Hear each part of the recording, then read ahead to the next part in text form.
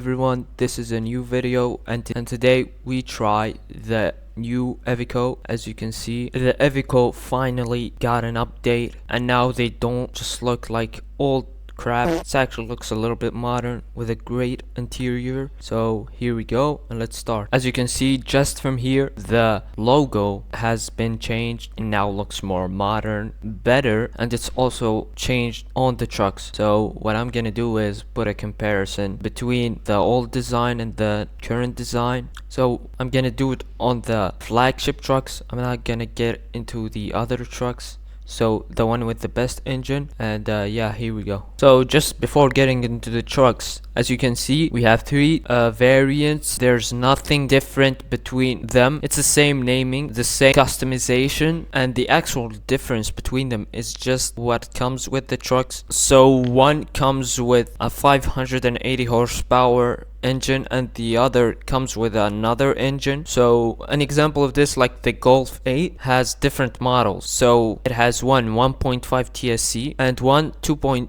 TD. So this is just an example. Anyway, one for 144,000 euros, the other is for 211, and the other one is for 186. Obviously the thing is, and the big disappointment about this, there is no trucks with a lot of wheels like trucks for heavy cargos, and yeah, it's a big disappointment. But here we go. I chose the best one and let's change it. So yeah, as you can see, the chassis is just 4x2. There's nothing more. So yeah, the engine 580 horsepower. For the old design it's 560. For the gearbox I chose the best one, I think. And for the interior I went for the top optional. So there is like 3 models with each having one for the UK. However, I went for the top optional. And for the colors, we have the black color. I mean, actually all of the colors are great. However, I like the black the most. The LED for the front. For the logo, you can have it like whitish or black. I went with black. One of the best features of the truck is that it has cameras, which is a big W, to be honest. Obviously, just to talk about the engine, it's not the best as well. Like 580 horsepower. I mean, the MAN trucks are like 650 for the best. So, and let's not compare it to the Volvo and the Scania. However, you can use mods to make this bigger, so it doesn't matter really. And here's for the big W. We have this interior, we have the start and stop, and here I'm gonna put my donkey, which I got from the Cruising Greece event video. And as you can see, the W interior. Now as you can see, there's a lot of info on the dashboard. I mean, and look at the GPS, it's like something new. And when it comes to the dashboard, I actually wrote everything that's in here. We have trip info, which has total distance, average speed, and fuel use. We also have another tab where there's engine hours, driving time. It's really good. I think it reminds me of the Renault E-Tech. It's like it has the same level of info, which is really great, to be honest. And I hope every truck has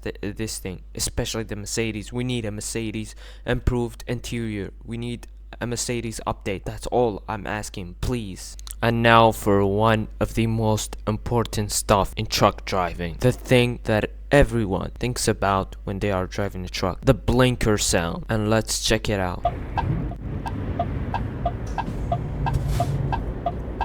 To be honest, I don't think they changed it from the old one. So yeah, I'm just gonna put a comparison. If anyone wants to confirm, I think I will confirm too. I think it's the same.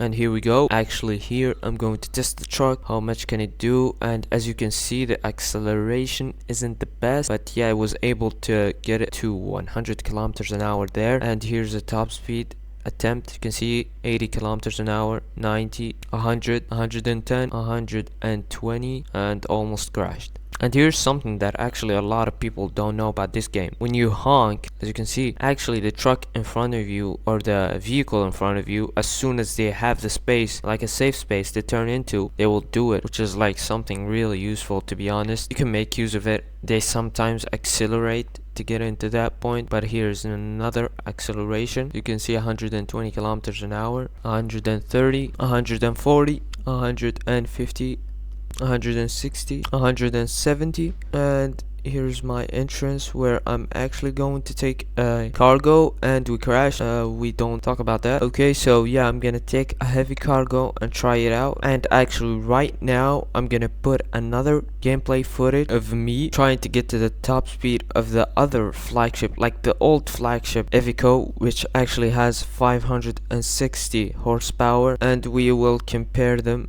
both and see which one's better. And here's actually the Iveco, the old Iveco gameplay, and as you can see, 100 kilometers an hour, 110, 120, 140, 100. I think this is all the truck can do. Maybe it can be pushed to 150, but nowhere as good as the other one. And yeah, I think this is the most they can do. Yeah, I think it's fair to say 150 is its top speed. So 20 kilometers an hour difference, and a huge aesthetic difference or a looks difference. And here I actually took this heavy machinery. It's like 23 tons, and I drove it. This is me after recording. I actually drove it, and to be honest, it was painful. It was really tough. Like I mean, it's not something that you would expect from the most expensive truck, and obviously the reason is the 4x2 chassis doesn't help the truck when it comes to heavy cargo. However, when it comes to the GPS, I mean the GPS in of itself is great. I get that a lot of people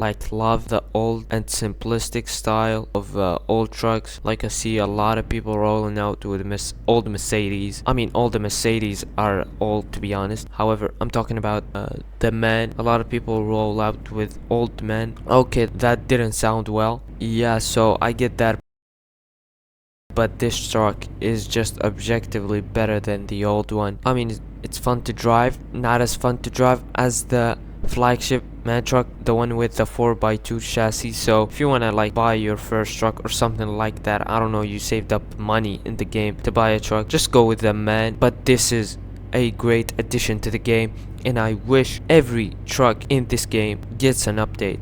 I mean, the Mercedes. I will put a picture of the Mercedes interior in real life and one in the game. It's like sun and land difference. I mean, it's crazy actually. I mean, Mercedes has something to gain from this. Like it's a marketing move. I don't know why they don't do it. I think there's contract problems. The Scania also in real life looks better. However, in the game, I mean, a lot of people like that interior. I can't lie, I don't. However, I would love for them to update them and leave the old models there. And so if you are still here, thanks for watching, thanks for staying to the end, and don't forget to subscribe if you want to get more Euro Truck Simulator content. And just to end off the video, this is objectively better than the old model. And yeah, that's it. Thanks for watching again. And just before finishing out, I'm gonna try something. I mean, you know how all of us hate how many tools there are in France? This truck can actually help you skip them. Just take a look at this. Here we go.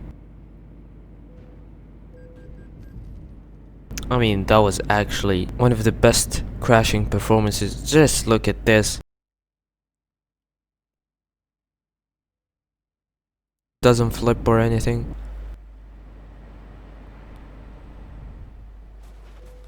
Alright, it flipped. And thanks for watching. See ya.